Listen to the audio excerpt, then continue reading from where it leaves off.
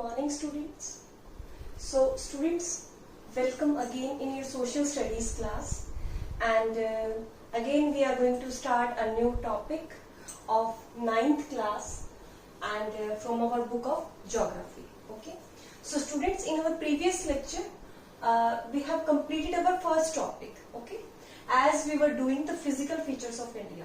So हमारा जो chapter अभी चल रहा है उसका नाम है फिजिकल फीचर्स ऑफ इंडिया, और उसके अंदर हम एक फिजिकल फीचर जो है वो कंप्लीट कर चुके हैं, और नेक्स्ट फिजिकल फीचर जो है जो हमारी द पेनिनसुलर प्लेटू।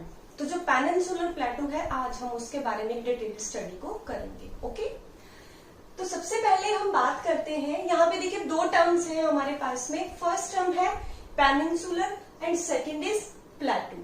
ओके, जो पेनिनसुलर जो प्लेटू जो वर्ड पूरा एक अगर हम बात करें तो वो दो वर्ड से मिलकर बना है, एक पेनिनसुलर है और दूसरा है आपका प्लेटू। ठीक है, तो हम सबसे पहले इन दोनों को डीपली समझेंगे कि इन दोनों का अर्थ क्या होता है, इन दोनों का मतलब क्या होता है।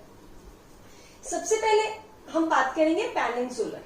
जो पेनिनसुलर जो वर्ड है उसका एग्जैक्ट मीनिंग है a land mass which is covered by water by 3 sides. ठीक है, यानी एक वो लैंड मास जो एक या फिर एक वो हिस्सा जो कि 3 तरफ से 3 साइड से पानी से घिरा हुआ है, उसे हम क्या कहते हैं, पेनिनसुलर कहते हैं। जैसे देखिए ये हमारी जो इंडियन की साउथ की जो बाउंड्री है उसकी इस साइड में भी वाटर बॉडीज है, इस साइड में भी और इस साइड में, यानी ये जो रीजन है हमारा ये तीनों के तीनों साइड से पानी से घिरा हुआ है। इस रीजन को हम क्या कहते हैं, पेनिनसुलर रीजन। सेकेंड जो टर्म है हमारी वो है प्लेटू। प्लेटू अ table line like a structure, यानी ये एक ऐसा स्ट्रक्चर है जो टेबल लाइक। अब ये देखिए यहाँ पे मैं आपको एक फिगर बना हुआ है यहाँ पे। सबसे पहले जहां पे भी आपके माइंड में प्लेटू की बात आती है तो सबसे पहले आपके माइंड में एक चीज आनी चाहिए कि एक जो सरफेस है वो क्या है, फ्लैट है, दिस लाइक। ओके, अब देखिए, अब कई बार जो बच्चे होते हैं वो कंफ्यूज हो जाते हैं कि प्लेटू भी पहाड़ होता है और जो माउंटेन होता है वो भी पहाड़ होता है। ठीक है, तो दोनों में डिफरेंस क्या है। जो आपके माउंटेन्स या हिल्स जो रहेंगी उनकी शेप इस तरीके से रहेगी। ठीक है, यानी उनकी जो ये पीक होगी वो कैसी रहेगी, स्टीप, यानी एक खड़े ढाल इनके रहेंगे। जबकि अगर मैं टेबल लैंड की बात करूं तो इनकी जो शेप रहती है वो फ्लैट रहती है। जैसे कि देखिए इसका जो ये एरिया है ये आपका जो लैंड सरफेस है इससे ऊपर उठा हुआ है। ठीक है, ये आपका लैंड सरफेस है। अब ये वाला पार्ट इससे इतना ऊपर उठा हुआ है, लेकिन जो इसका अपर पार्ट है ये क्या है, ये आपका फ्लैट है। ठीक है, ये माउंटेन और ये आपका प्लेटू। क्लियर, तो इसको हम पेनिनसुलर प्लेटू इसलिए बोलते हैं क्योंकि ये एक प्लेटू की भी फीचर्स रखता है और पेनिनसुलर रीजन की भी फीचर्स रखता है। यानी एक वो एरिया जो स्ट्रक्चर में टेबल लैंड की तरह है और तीनों साइड से पानी से घिरा हुआ है, उसको हम क्या बोलते हैं, उसको हम बोलते हैं पेनिनसुलर प्लेटू। क्लियर, अब हम बात करते हैं कि इसकी फीचर्स क्या है। ठीक है, इसका कंपोजिशन क्या है, कैसे बना हुआ है, कैसे यहाँ पे फॉर्मेशन जो है वो हमें देखने को मिलते हैं। आई थिंक आपको इन दोनों चीजों का मीनिंग क्लियर हो गया होगा, पेनिनसुलर और आपका प्लेटू। पेनिनसुलर प्लेटू यानी एक वो एरिया जिसका सरफेस जो है वो टेबल लैंड लाइक है और जो कि तीनों ओर से 3 साइड से पानी से घिरा हुआ है। क्लियर, फर्स्ट हम बात करते हैं दिस टेबल लैंड। ये हम पेनिनसुलर प्लेटू की बात कर रहे हैं। Composed of old crystalline igneous and metamorphic rocks, यानी ये जो टेबल लैंड इस सरफेस की हम बात कर रहे हैं, पेनिनसुलर प्लेटू रीजन की जो हम बात कर रहे हैं, इस ये जो बना हुआ है इसमें मेनली आपको crystalline, igneous and metamorphic rocks देखने को मिलेंगी। ठीक है, यानी ये जो पूरा का पूरा जो लैंड मास है ये बना हुआ है, उसमें आपको क्रिस्टलाइन रॉक्स मिलेंगी, इग्नियस रॉक्स मिलेंगी और मेटामॉर्फिक रॉक्स मिलेंगी। क्लियर, अब क्रिस्टलाइन इग्नियस रॉक्स यानी जब आपका वोल्केनो इरप्ट होता है, वोल्केनो आपका बाहर आता है और उसका जो भी लिक्विड जो आपका लावा बाहर निकलता है, जब वो कंपोजिट हो जाता है, यानी जब वो जम जाता है, तब हम कौन सी रॉक्स को देखते हैं, कौन सी रॉक्स बनती हैं, क्रिस्टलाइन या इग्नेस रॉक्स बनती हैं, ठीक है। एंड मेटामॉर्फिक रॉक्स, यानी जो कंप्रेस्ड जो रॉक्स होती हैं, ठीक है, कंप्रेस्ड यानी जिन पे एक over the period of time में कंप्रेशन आता है। अब देखिए, जैसे यहाँ पे एक रॉक है, मान लो यहाँ पे एक रॉक है, अब कल को इस रॉक के ऊपर over the period of time कुछ पार्टिकल्स कंपोजिट होना शुरू हो जाते हैं, ठीक है। तो ये क्या करेंगे, ये इस लेयर को क्या कर देंगे, इस लेयर को ये कंप्रेस कर देंगे, यानी दबाव इसके ऊपर आ जाएगा और इसकी जो फॉर्मेशन होगी वो अलग हो जाएगी कंपैरेटिवली टू दिस रॉक। सो जो मेटामॉर्फिक रॉक्स होती हैं वो क्या होती है, कंप्रेस्ड रॉक्स होती हैं, ठीक है। अगर आपको और भी ज्यादा क्लियरली करना है तो मैं एक वीडियो इसके ऊपर अलग से बना दूंगी। नेक्स्ट हम बात करते हैं, it is formed due to breaking and drifting on Gondwana land. आपको याद होगा हमने चैप्टर के स्टार्टिंग में गोंडवाना लैंड के बारे में डिस्कस किया था, सबसे ओल्डेस्ट लैंड मास है ये। तो अब क्या हुआ, देखिए दो चीजें होती हैं, एक होती है ब्रेकिंग यानी टूटना, एक होता है ड्रिफ्ट, ड्रिफ्ट यानी खिसकना, ठीक है।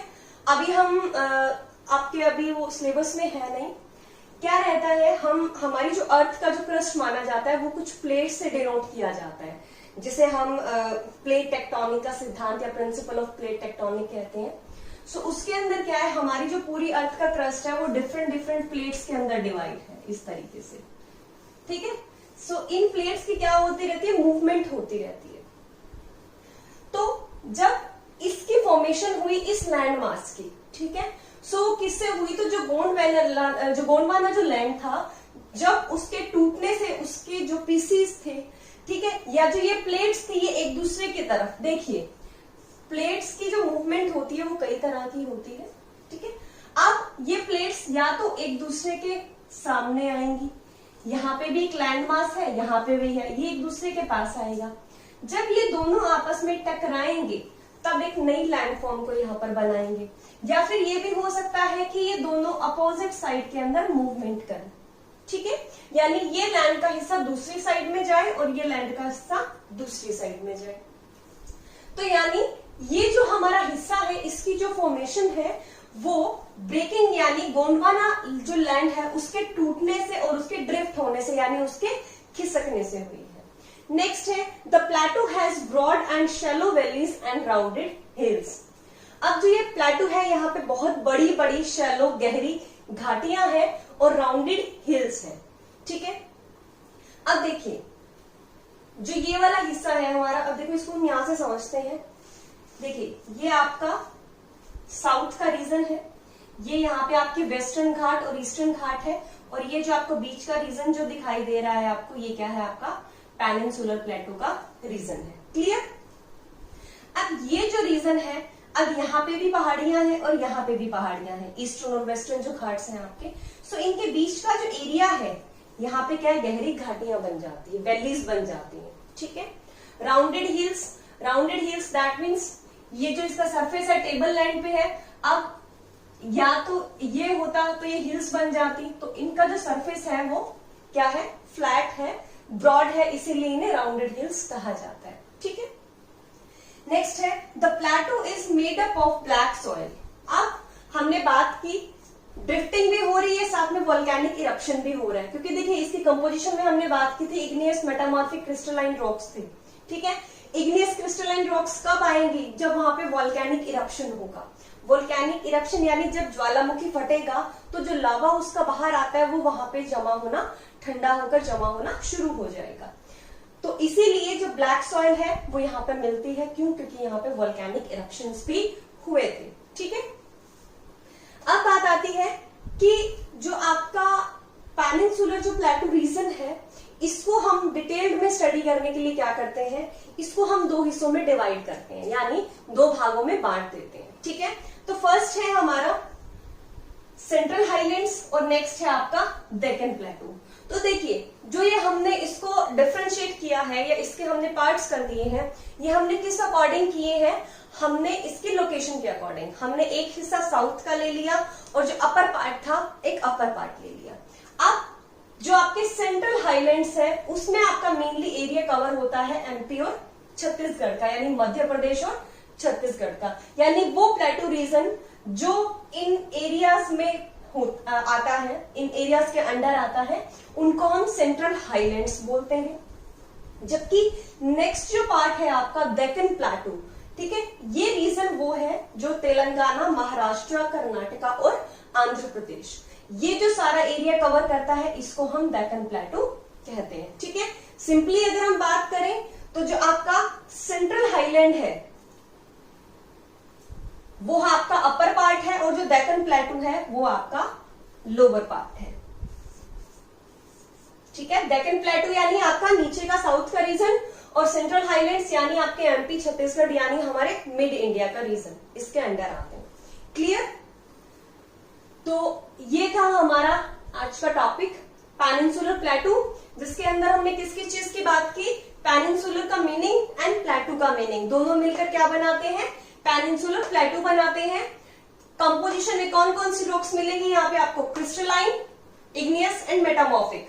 सबसे ओल्डेस्ट लैंडमास का हिस्सा है ये गोंडवाना लैंड का, जो कि ब्रेकिंग और ड्रिफ्टिंग के थ्रू फॉर्म हुआ है। यहाँ पे वैलीज किस टाइप की मिलेंगी? ब्रॉड मिलेंगी और शैलो और राउंडेड हिल्स की वैलीज मिलेंगी। आज जो ये प्लेटू है वो यहाँ पे अगर हम सॉइल की बात करें तो यहाँ पे ब्लैक सॉइल की फॉर्मेशन ज्यादा होती है या ब्लैक सॉइल ज्यादा पाई जाती है। और इसकी जो एरियाज है उनको हम डिटेल स्टडी करने के लिए दो हिस्सों में डिवाइड करते हैं, दो पार्ट्स में डिवाइड करते हैं।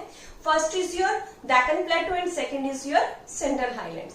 सेंट्रल हाईलैंड्स हमारा अपर जो रीजन है, जिसमें हमारे कौन कौन से रीजन आ जाते हैं? मध्य प्रदेश का रीजन आ जाता है और आपका छत्तीसगढ़ का रीजन आ जाता है। जबकि अगर हम हमारे साउथ के रीजन की बात करें, तेलंगाना, महाराष्ट्र, कर्नाटका और आंध्र प्रदेश का जो रीजन है वो हमारा पेनिनसुलर प्लेटू के रीजन में आता है। ठीक है, सो ये था हमारा आज का लेक्चर। आई होप आप सभी को अच्छे से समझ में आया होगा, और अगर नहीं समझ में आया हो तो आप अपने डाउट्स मुझे सेंड कर सकते हैं and I will make a video according to your doubts. Okay, so thank you and have a nice